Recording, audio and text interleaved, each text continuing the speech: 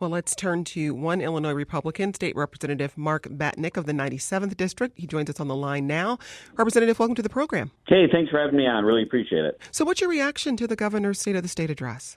Well, it was a little bit different than your in-house guest there. I think the governor actually talked about not blaming the past, and we need to look forward. While there were some references to the previous administration, I think there were more references to a lot of our problems have been years and decades in the works. And he mentioned some of the bipartisan things that I certainly was a part of.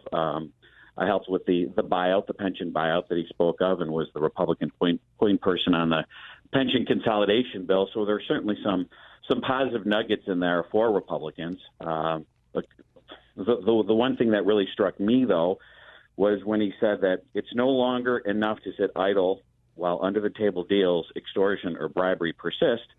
Protecting that culture of tolerating it is no longer acceptable.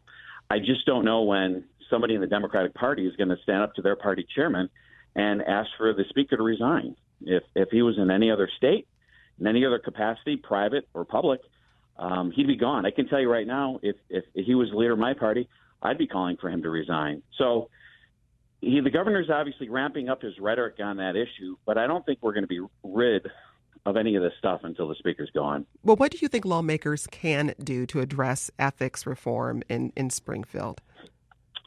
So there are some bills that are out there, and some of them are no-brainers. I mean, it's absurd. I didn't even know it was possible for a representative to actually be a paid lobbyist. Our disclosures are very minimal at best, but what happens is bad people do bad things, and no amount of laws are really going to protect everybody in those situations. I'm a big advocate for term limits. I'm filing a constitutional amendment for retroactive term limits, limiting people to 12 years, because what you see in Illinois at all levels is influence peddling. And the way you peddle that influence is by having power over a long period of time in any single position. And, until we have term limits, he didn't mention fair maps. It was something he mentioned during the campaign. I think fair maps would be a big part of it as well. Those are a couple of things that could certainly address ethics more broadly. Now, when you think about this upcoming year and what you'd like to work with your Democratic colleagues on, pieces of legislation you think could have bipartisan support, what's top of list for you? Well, we are certainly looking at some pension reform ideas, expanding some of the pension buyouts. Certainly, ethics reform are some of the issues. There are some nuggets on property tax relief.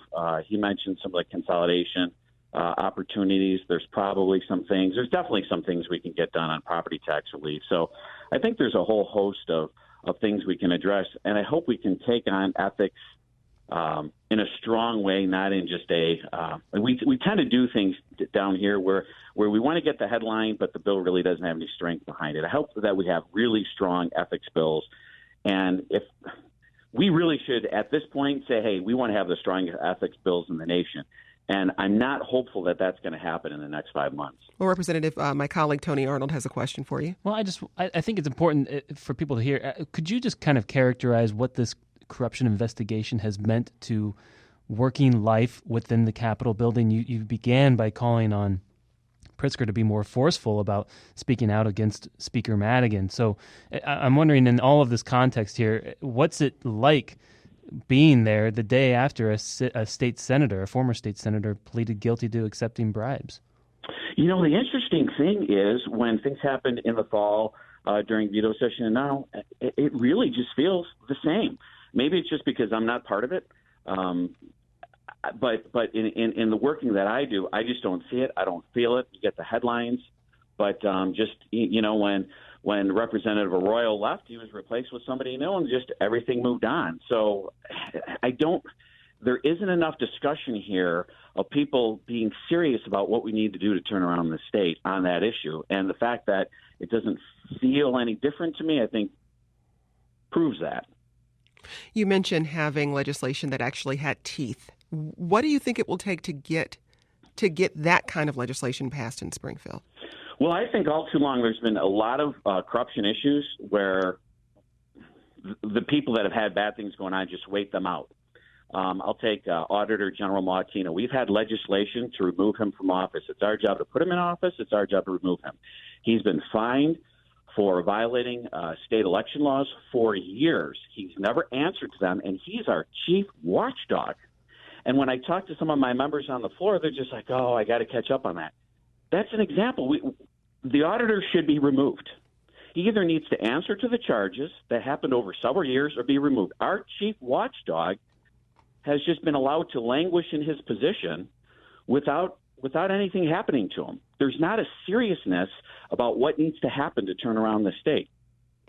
Well, State Representative, before I let you go, I want to talk about the graduated income tax. That's a major priority for Governor Pritzker. Where do you stand on that question? What will you be doing over the course of the year as it makes its way to voters in November? So I voted no on putting the question on the ballot because I'm standing in the Capitol right now. There's actually odd rules where the graduated income tax counts as like a candidate. So I don't have the ability to advocate for or against it on state time. So I can't talk too deeply on that, but obviously my vote is public record, and I voted against the graduated income tax. That's State Representative Mark Batinick of the 97th District. Thanks for your time. Thanks for having me on.